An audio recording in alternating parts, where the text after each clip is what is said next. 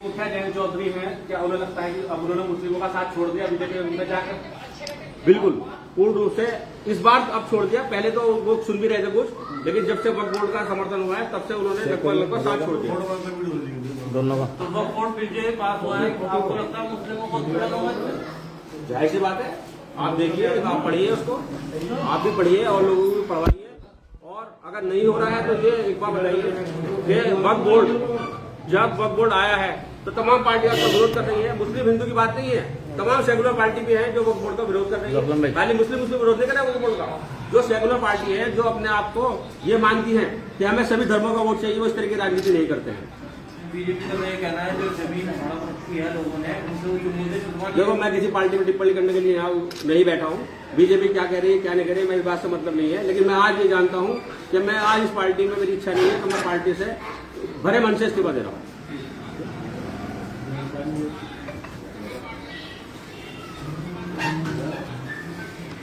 हट जा। हाँ तो हो जाए।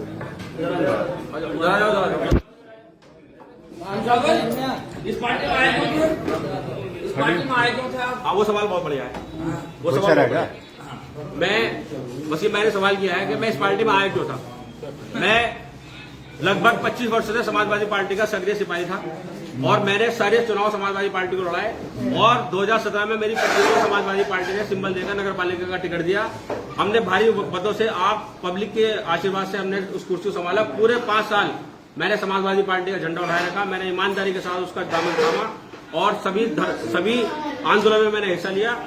2023 में उन्हें मेरी पत्नी को समाजवादी पार्टी का टिकट दिया गया नगर पालिका परिषद चुनाव से, लेकिन एक नेत्री के कहने से मेरी पत्नी का टिकट नॉमिनेशन के बाद काटा गया और मुझे सूचित भी नहीं किया गया, मुझे बताया भी नहीं गया कि आपका टिकट काटा जा रहा है। मुझे ये भी नहीं बताया गया कि आपको इनका चुनाव लड़ाना है। राष्ट्रीय अध्यक्ष जी प्रीति सचिव से मेरे पास कोई कॉल नहीं आई, तो मैं वहां ठगा हुआ महसूस कर रहा था। मेरे समर्थकों ने कहा कि जब आपका इतना अपमान हो रहा है तो चुनाव लड़ो। चुनाव लड़ने के लिए राष्ट्रीय लोकदल ने मुझे इज्जत दी, मुझे टिकट दिया, मुझे सम्मान दिया। मैं राष्ट्रीय लोकदल में गया, मैंने चुनाव लड़ा और मैंने लगभग 9000 वोट पाकर राष्ट्रीय लोकदल का और अपनी पार्टी का और अपना सम्मान बढ़ाया। आप इतने बड़े वरिष्ठ नेता हैं, समाजवादी पार्टी ने आपके साथ वाकई नाइंसाफी की, आपका टिकट काटा गया और रातों रात तो आपको एक तरह मिल गई, मगर आप ऐसी पार्टी चूज की जिस पार्टी का इतिहास रहा है कि वो मुसलमानों के तो वोट ले लेता है, मगर वो उनकी बिरादरी का एक भी वोट मुसलमान कैंडिडेट को नहीं मिलता। वसीम भाई में तो इतिहास ये रहा है, तो आपने ऐसी पार्टी को चुनी। वसीम भाई, मैं आपकी बात से पूर्ण रूप से सहमत हूँ। राष्ट्रीय लोकदल समाजवादी पार्टी का 2022 में गठबंधन था विधानसभा चुनाव में। मेरा 16 अप्रैल 2023 को मेरी पत्नी को समाजवादी पार्टी का सिंबल मिला। 17 तारीख को मैंने नॉमिनेशन किया और 17 तारीख की नॉमिनेशन की आखिरी तारीख थी और जब मेरा टिकट कटा था मुश्किल से मुश्किल 4 घंटे बाकी रह गए थे। उस समय मैं निर्णय नहीं ले पा रहा था। मेरे राष्ट्रीय लोकदल के लोगों से संबंध थे क्योंकि समाजवादी पार्टी का उनका गठबंधन था। उन राष्ट्रीय लोकदल के कहने पर और अपने लोगों समर्थकों को जो मुझे सही लगा उस टाइम मैंने वो निर्णय लिया, लेकिन मेरा वो जल्दबाजी में फैसला था, ये मैं मानता हूँ। और मेरे पास समय नहीं था सोचने के लिए, क्योंकि मेरा टिकट ऐसे मोड़ पर मेरा टिकट काटा गया था जहां पर मैं ना उठ सकता था ना बैठ सकता था।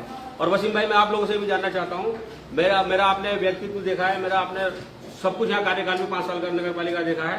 समाजवादी पार्टी के लिए आपने मेरे लिए आंदोलन लड़ाई भी देखी है। क्या मेरा टिकट पार्टी ने काट कर सही किया था, गलत किया था? नहीं, बिल्कुल गलत था टिकट आपको। उसके बदले में मुझे बताया भी नहीं गया, मुझे सूचित भी नहीं किया गया, मुझे मेरे पास लेटर तक नहीं आया। लेकिन मैं ये भी कहना चाहता हूँ कि जो चीजें जो खत्म हो गई है, पुरानी चीजों को भूलकर नए रूप में जा रहा हूँ और अब मैं अपनी जनता के दरबार में जाऊंगा। जनता के दरबार में मैं जनता के दरबार में जाऊंगा। अभी महीने 2 महीने हम अपने समर्थकों से राय करेंगे, मशवरा करेंगे, जो भी चीज होगी उस चीज को फॉलो किया जाएगा और सब लोगों को आपको बता दिया जाएगा। अभी फिलहाल मेरा किसी पार्टी में जाने का कोई मन है नहीं।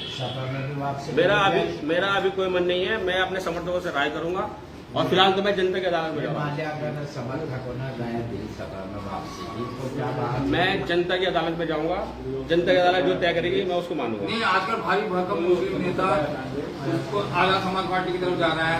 उधर वहाँ पर मीरापुर से क्या नाम उनके जो जिन्हें लोकसभा का टिकट मिला था अमीर आजम साहब, वो अपने बेटे के साथ उसमें शामिल हो गए हैं।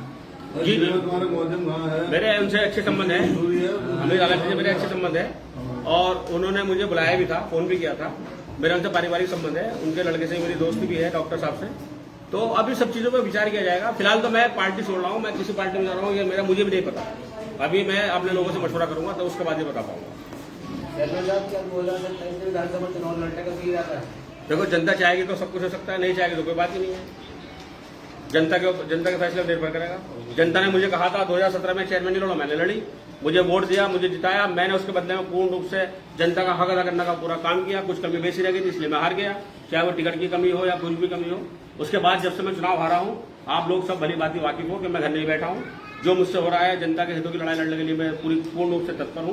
शासन प्रशासन को साथ देकर मैं उनकी लड़ाई को लड़ने का काम कर रहा हूं, आगे भी करता रहूंगा।